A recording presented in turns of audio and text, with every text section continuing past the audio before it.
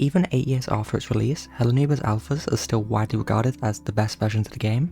So naturally, almost 8 years on, I thought it would be a funny bit to go back and play each of them individually.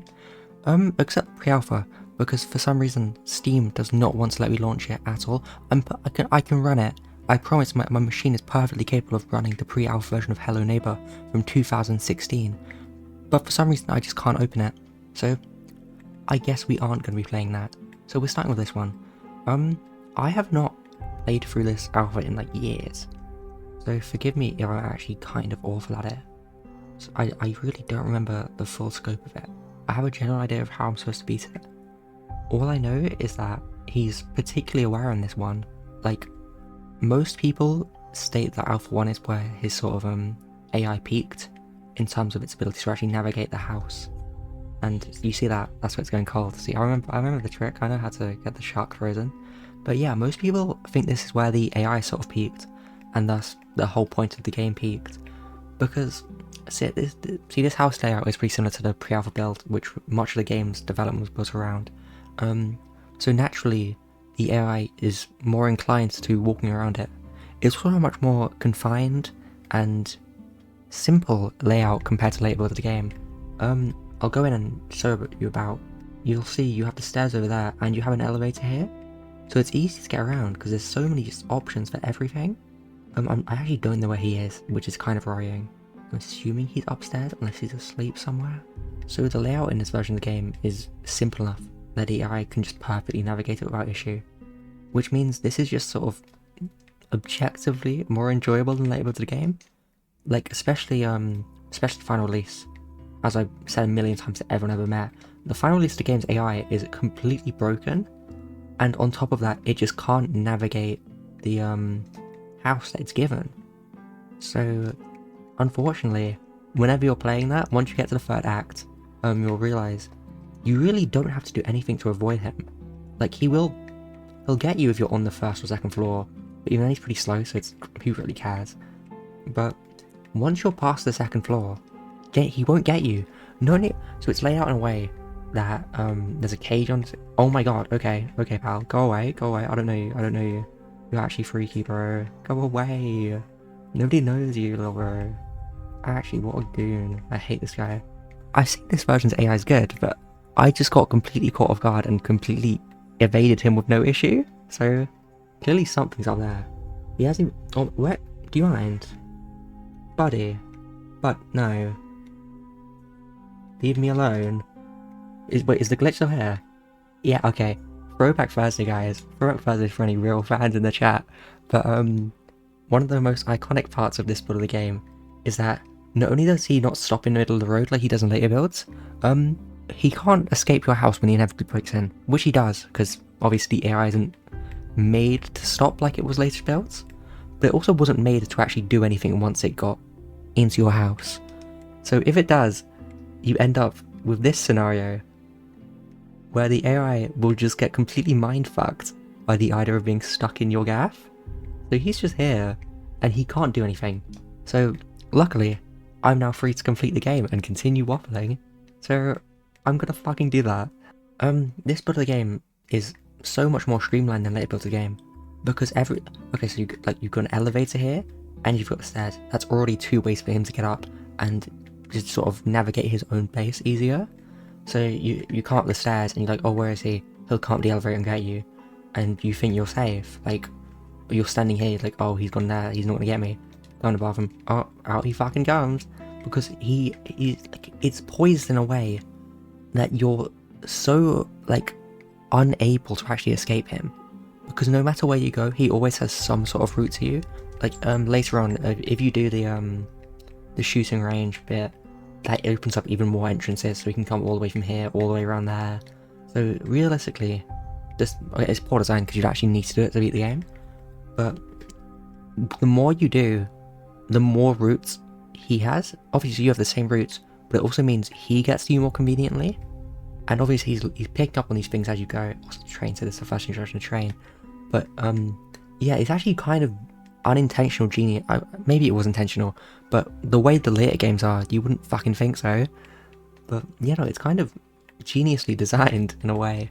So the AI can reach you from any point without any real issue. Obviously you can use chairs to block him off, he'll break through anyway, but it's just, yeah, the design of this build is so much more impressive than anything else the game had to offer afterwards. Except maybe the Alpha 2 house, which I don't really understand, but I'll get into that whenever I play that next. But yeah, this build of the game is so much more well designed than later builds, and it really astonishes me. But you know, I'm gonna pull through and beat it quickly. It does bewilder me that after this point, the game just goes so starkly downhill.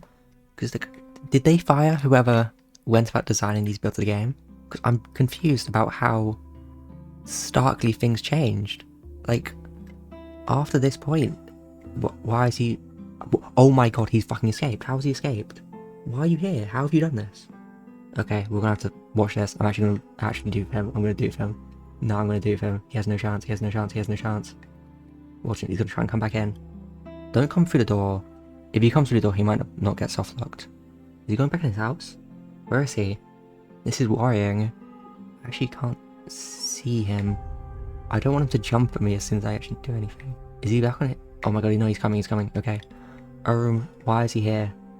Please leave me alone, you bumhole. What? Do you mind? Actually, scarily intimate, guys. Okay, we're so back. Had to restart because, as mentioned, when he gets into a house, he isn't programmed in a way that he's actually capable of leaving. Except when he did, randomly. Which was worrying, and I don't know what actually prompted it. Because obviously he's completely idle once he gets stuck in your house. So, him randomly disappearing out kind of caught me off guard, because I really didn't think he was capable of doing that. Like, this tutorial is actually, like, kind of ingenious. They don't have this tutorial in the final game, weirdly, but this tutorial is in most earlier builds. I think even up to the late betas, this is still in the game. So it's really confusing how, once you do get to the final build, there's no tutorial for controls or how to do basic things. Why are you trying to... I'm not picking up the key, I've already done that. But yeah, in later parts of the game, they get rid of the tutorial completely, which is really confusing, because it's useful, like, it does its job really well. If you really think about it, I am a genius when it comes to this game. Much like the final build. But yeah, I know what I'm doing. I know what I'm doing. Hopefully he isn't in the way. Oh, he's on the move, I heard him. Where is he? Is he upstairs? I assume he's upstairs. He's usually upstairs.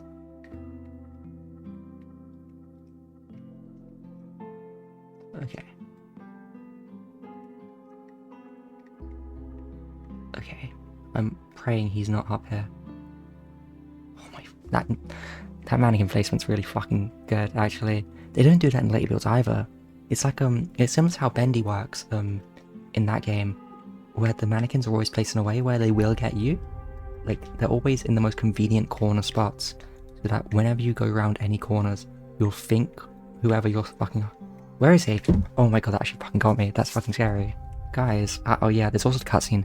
This cutscene's really ugly, because the way they do it is, on the other side of the map, there's a perfect duplicate of the house, but it's missing all its windows and other features, so it's obvious when the cutscene happens. Somehow no one noticed it originally, but it was very obvious that it's just a completely different place, because I guess, who was developing this at the time? Because I know they're Erie Studios now, I think, but I don't know, yeah, I forget who was developing at the time. What's the Dynamic Pixels? Dynamic Pixels, I'm assuming just didn't know how to put fucking, like, pre-recorded footage into the game? But, no, they must have, because there was the, yeah, okay, that was a pathetic showing for me, but they must have known how to put pre-recorded footage into the game, because they have pre-recorded footage in the opening sequence, and yet, when you... Oh, these cameras are actually jarring. No, I'm actually not good enough at this build of the game to actually get around it. That's the thing, the later parts of the game are so easy for literally anyone, but this version of the game is like distinctly really difficult. Oh my god, that's another thing he doesn't do. Oh, that actually annoyed me. This is going to take me considerably longer than it normally would. I can do like a 2-minute run of this normally, but I don't even care. He's going to try and get me now. I can't do anything, because you can't even... That's the annoying part of this version of the game also. Where is he? Okay. No, I'm going to have to restart. I can't be bothered with this. I'm going to quit this if he doesn't leave me alone. Go away. Okay, so I've seriously got to reassess my strategy here. I think mini games also, they kind of are in a final game, but not as much as they are here. So in the final bit of the game, there's these sequences that are similar to this, but they're less interactive. You just sort of walk around and they tell you some shitty lore. Here you have like these interactive mini games when you get caught sometimes, and they do genuinely make a difference. Excuse me, I'm trying to get him to come in my house again so I can fucking beat the game, because he is genuinely something you have to avoid in this build of the game, which is bizarre because I'm so just not used to it. Any build, I'd say, Alpha 3 onwards, you really don't have to engage with him whatsoever, because the house is so large, and also the second floor traps him off anyway. So yeah, everything gets easier after this build. It really is. I think this is the peak, not only in terms of difficulty, but also just I think visually also this build is really quite nice looking, ignoring how unfinished the entire environment looks. Also, I feel like that adds a sort of eerie vibe to anything. Almost like Silent Hill-esque with the fog effects that you have going on. I think if they really could have got away, like some heavy fog around the outsides, that would have hidden everything easier. So I'm not sure why they didn't keep that up. I really wish they had. I think they're going for that vibe again with the sequel to the sequel, Hell Number 3, but it is directed by the same guy as the original build of this game. So I'm trying to get them to come out. But yeah, I really like the visuals of this build. I think it's just like the way this is so much more daunting than something like the final build of the actual game, because as much as the final house is sort of bigger and more embodying, it's so unrealistic looking and so just sort of ugly that it doesn't have the same effect. It's so distinctly unrealistic that it's hard to be intimidated by, because it just looks kind of silly. Unlike this build where it's like, it's not, no one has this house, but you get what I mean. Like, it's feasible enough to be kind of intimidating. It almost sparks more intrigue than the later builds of the game with you. So I don't know where he is. I really need him to hurry up. Where actually is he at? I'm assuming he's upstairs or something. Is that him? No, that's a vase. So where is he?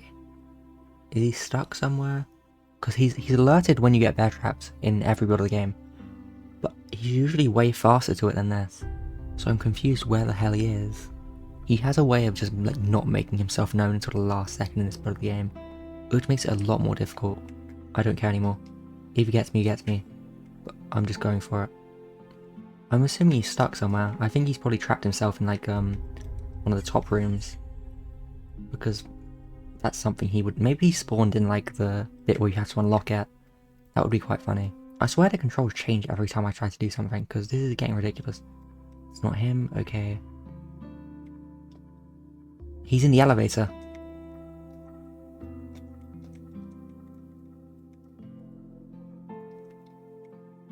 Okay, we know he's in the elevator. Is he going to come past here? If we see like 3 pigs...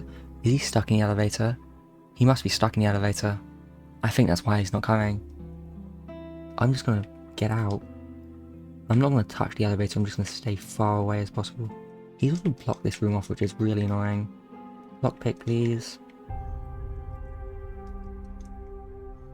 Okay, I'm just going to put chairs in a way so he can't get me. I think I'm golden. I think I'm golden, guys. As you can tell, despite how much I praise this build of the game, it is still comically buggy. So, much like later builds of the game, half the time he will, if you lose him for too long, chances are he is just completely stuck somewhere. The reason I let this build get away with it is because it's an early development build and isn't a final product that you're selling for £60 on launch. So that's why I give this version of the game way more leniency. If you're wondering, so don't come at me in the comments and say, why are you so kind towards this for the game when it's objectively still a pretty bad game? Because it has ambition, and it's also an early build of the game, so it gets away with more, because once more, it's a fucking alpha build. It's not supposed to be done. Of course it's going to be buggy. There's excuses for it that I can let it get away with. Where did you mind? Okay. Oh my god, guys! Wow, ending. It also, more of an ending cutscene in the final game. Looks better as well. Kind of concerning as to the quality of the final build of the game. But yeah, there's also just more intrigue to this whole cutscene stuff compared to the final build of the game. Yeah, okay, wow, it's over. But yeah, compared to the final build of the game, you'll notice how much more intrigue the cutscenes and the visuals and everything causes, because it's so obviously unfinished and it kind of looks rough and unfinished. It's a lot of sort of flipped Unreal Engine assets. It's fine, but in a way, it's so much more foreboding and confusing compared to the final build of the game, where everything looks incohesive in a way that's sort of alluring. Whereas the final build of the game, it still looks incohesive, but it looks incohesive because they're not very good at their jobs. Hot take. Tiny build ruined Hello Neighbor, guys. They did fund the game, so you have to let them get away with it. But it's still kind of annoying how I've accidentally clicked that. Okay. But yeah, it's annoying how bad the later builds are in comparison to this, because as much as it's unfinished, it's supposed to be unfinished because it's an alpha build of the game. It just has so much more character and so much more scope, and it kind of pisses me off how little of that is visible in later builds of the game. So yeah, I'll play Alpha 2 at some point, and I'll play Alpha 3, and I'll play Alpha 4, and I might play the betas if I can be bothered, but I really don't care for the betas, because Beta 1's a whole thing in itself, and I'll happily go into that another time, because I have a weird amount of knowledge about this game and everything about it. But yeah, that's my cohesive opinions on Hello Neighbor Alpha 1, if you were wondering. Give me 700 million views and I'll play Alpha 2 right now.